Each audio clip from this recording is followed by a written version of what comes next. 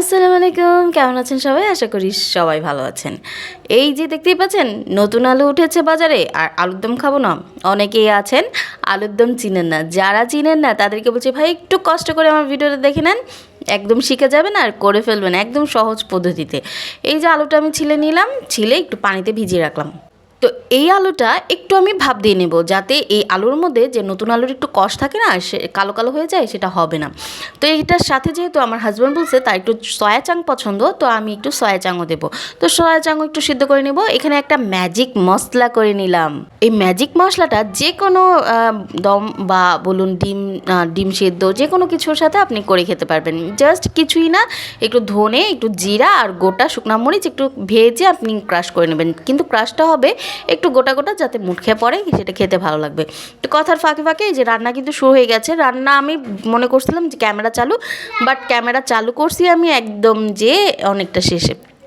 তো এখানে আমি পেঁয়াজ আর টমেটো একটু লাল করে নিচ্ছি। এখানে আমি ক্রাশ করে রাখা দিয়ে দিয়েছি আদা রসুনটা যেহেতু আমি টাটকা বেটে খাই এখন, তো আমি সেটা বেটেই দিয়ে দিলাম। একটু হলুদ, একটু মরিচ, একটু ধনে জিরা দিয়ে দিলাম, একটু লবণ, সব কিছু দিয়ে একটু কষিয়ে নিলাম। এখন দিয়ে দেবো আমি এই সয়া চাং ওই যে বললাম আলুর সাথে একটু আমি সেদ্ধ করে রেখেছিলাম। এই যে সেদ্ধ করে রাখা আলু আমি স্ট্রেনারে ভরে রেখেছিলাম, দিয়ে দিলাম। সেই আলুগুলো একদম কষিয়ে নেব সুন্দর করে। কষানোটা একদম সুন্দর হতে হবে। মশলা কিন্তু আগে আমি কষিয়ে নিয়েছি, আবার বলবেন না মশলার সাথে কষাচ্ছি।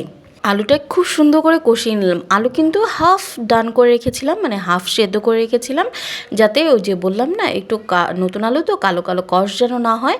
এখন আমি বাকিটুকু একটু কষিয়ে আমি এখন পরিমাণ মতো দিয়ে দেবো পানি, কারণ বাকিটুকুও সেদ্ধ হতে হবে। আর সয়া চাংও তো আছে, সয়া চাংও একটু সেদ্ধ হতে হবে। তো সেই বুঝে আমি পরিমাণ মতো পানিটা আমি দিয়ে দিলাম।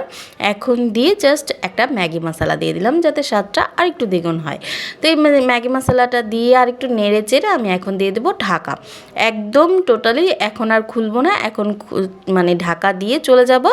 এখন পরে খুলবো যখন একদম পানিটা শুকিয়ে সেদ্ধ হয়ে যাবে। এই যে দেখুন একদম কষা কষা হয়ে গেছে আমার রান্না, কিন্তু একদম অলরেডি ডান। জাস্ট ওই যে বললাম একটা ম্যাজিক মশলা, এই ম্যাজিক মশলাটা দিয়ে আমি জাস্ট ঢাকা দিয়ে দেবো আর চুলার ফ্লেমটা করে দেবো একদম অফ। এই একদম ঢাকা যখন হয়ে যাবে না, তখন সেটার ফ্লেভার মানে মশলাটার ফ্লেভার আর ইয়াটা মানে খেতে বেশ দারুণ হবে আর ঘ্রাণটাও হবে। তো এই যে দেখতেই পাচ্ছেন আমি মশলাটা একদম দিয়ে এখন একদম ঢাকা দিয়ে একদম চুলা বন্ধ করে দিয়েছিলাম। এখন আমি বসে গেলাম গরম গরম আলুর দম খেতে। বিশ্বাস করেন ও শীতের মজাই এটা, কনকনে শীত, গায়ে থাকবে সোয়েটার আর হাতে থাকবে আলুর দমের একটা বাটি গরম গরম। কেমন লাগলো জানাবেন। এটা আলুর দমটা আপনি পরোটা, রুটি, আপনি চাইলে ভাত দিয়েও খেতে পারেন। এটা খেতে কিন্তু সত্যি অসাধারণ। একবার খেয়ে আমাকে জানাবেন, আর কেমন হলো একটু কমেন্টে জানাবেন। ধন্যবাদ সবাইকে।